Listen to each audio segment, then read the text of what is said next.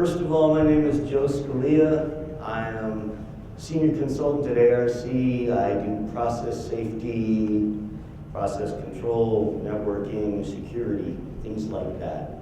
And I'd like to welcome you to this next cybersecurity session.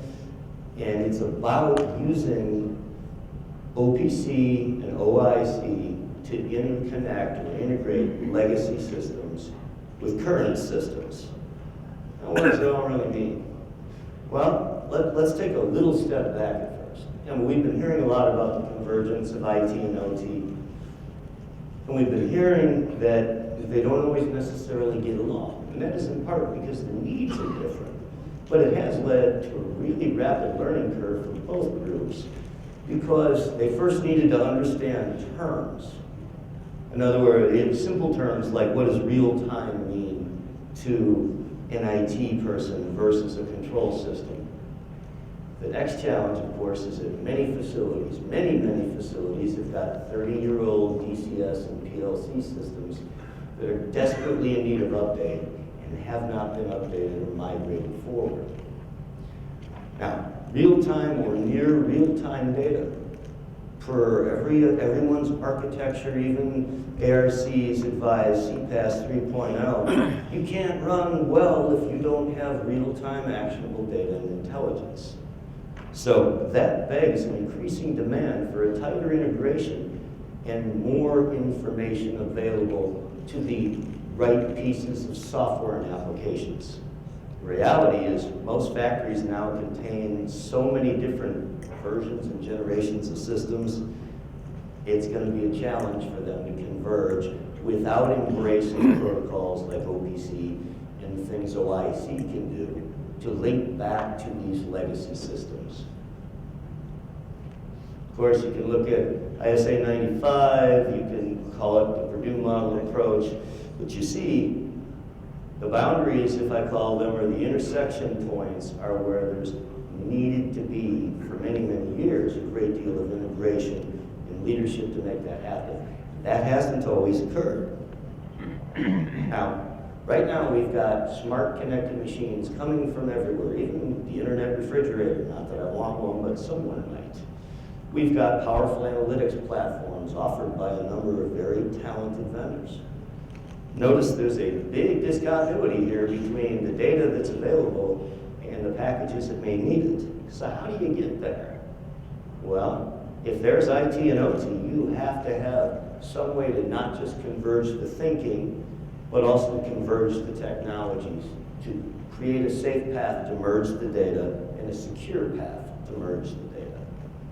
You want your scientists and your decision support to be able to enable your engineers and your operators to operate world-class. We all aspire to it, and the challenge is, can you close the loop? Can you make that a continuous shared data securely and safely? Well, I believe you can. But let's go back. If you look at the way technology's advanced, just from when I was a young man, we had machines the size of my grandmother's house. Yet, as we progressed from the 80s to the 90s and into the 2000s, we went to distributed control systems. And then we went to PC-based, getting close to the plant floor, dedicated for-purpose controllers. Beyond that, we're stepping into a world where the people who could maintain it are going to be deeply challenged if we don't change their skill sets and or train them and educate them in more areas. Back here, my father was a tradesman, so he was analogous to an instrumentation tech, if you will, but he was a millwright and he was a journeyman. He could handle DCS systems. Here, that's when his world started to become difficult. Today's automation engineer, I would submit to you, has to have a larger skill set than he did back in the day, back when a lot of us were a lot more spry. Now, of course, who's got the responsibility for handling the information? Well, that has been a point of dispute for a long time. And it tends to center around who owns the data on both sides of the DMZ. So now, in what ways are they really converging? Well, you've got peer-to-business integrations, you've got communication networks, you've got Ethernet and Wi-Fi down on the OT side. You've also got Microsoft technologies that made their way there, whether those of us who love proprietary DCS had a vote or not. They became our HMI stations, they became our historians. And lo and behold, if you look, the network technologies that you see with the latest incarnations of existing DCS, the same network technologies on the other side of the DMZ. So now we run into who really takes care of it. Because, look at that, we can do all these neat, cool things with the cloud. I've had a blast using all of that extensible, scalable memory and processing and horsepower so I can get big ideas back down into my control system. I've been a user experience engineer. I've worked with mobile and social. They're all aspects of IT that have made their way down. I just spoke in another session, and I thumped the ground and advocated back and forth about if you want to be more safe, you've got to write it down and integrate the data into your existing systems. Your maintenance system, your upper level analytics, your enterprise level systems. But if you don't do that, how can you really benefit? Convergence isn't just IT technologies moving down, it's also the needs of OT to have more IT interface and capabilities. Now, I had to add a couple things. Craig actually put this slide together. I just want to highlight two for you. Cycle time, days or months to years, years to decades for software applications. What's real time? In an IT world, real time might be 5 to 15 seconds to do a transaction, or from the time someone requests a report until they get a report. Real time over in the real control world, if I'm controlling a compressor, might be less than 50 milliseconds. If I'm doing a lot of other loops that are fast acting, it might be a quarter second. But you see my difference? I live in this world. This world is hard for me to understand sometimes just because someone could get killed in 15 seconds down in the plant. Okay, well, we need to come to Jesus, but come to a mutual understanding of the critical pieces of terms. Now, I've got two gentlemen today who are far more august than me with the integration protocols that we're going to speak about. One is Thomas Burke. He's the president of the OPC Foundation. Tom's right there. The other is Mike Richmond, who is the executive director of the Open Interconnect Consortium. He's sitting right next to him. I will not spend much more time speaking at you other than to set them up and let them talk.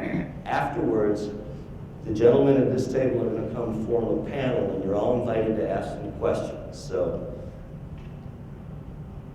one more example about the different view on patches and things. And this has been exacerbated because a lot of the patching for the HMI stations that are attached to the DCS really needs to be done by this guy during a turnaround or when that station doesn't need to be used. IT has a different, and they may have a set plan, they may have a set strategy, but that strategy may not, due to the differences in understanding of time and needs, meet the needs of the people in the plant. So, how can aging legacy systems and business processes and models that have worked for the last century really take advantage of these disruptive technologies? They're there. I treat a few of them with disdain just because they're new to me. There's a learning curve there. So even my nice little mobile phone, I don't use nearly the capabilities that I could. But say we had the ability to use those disruptive technologies to really make a step change impact on how we do business. You've heard me say before, safety is a closed loop.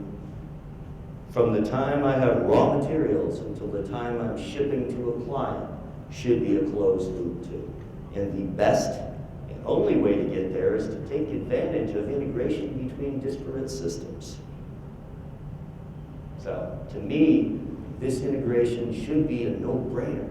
I mean, it's still going to be hard. The technical bits and bytes are always going to be a challenge, but there shouldn't, be an argument over the need to do this. linking these systems and merging the IT/OT worlds lets us get more out of our assets. It lets us understand in real time, for an automation engineer, the context and the value to the data that we have. Now, if we can be more responsive to our customers, we can keep a more modern workforce. The realities of the aging workforce are honest. I mean, look around the room, and there are a lot of folk with white hair or a little bit follically challenged, like myself. I think I've got a 6 head at this point, not just a 4 head. But my point being, you can realize the benefits if you use some of the workhorses. Now with that, I'm going to hide mine, and I'm going to invite Tom Burke up to speak.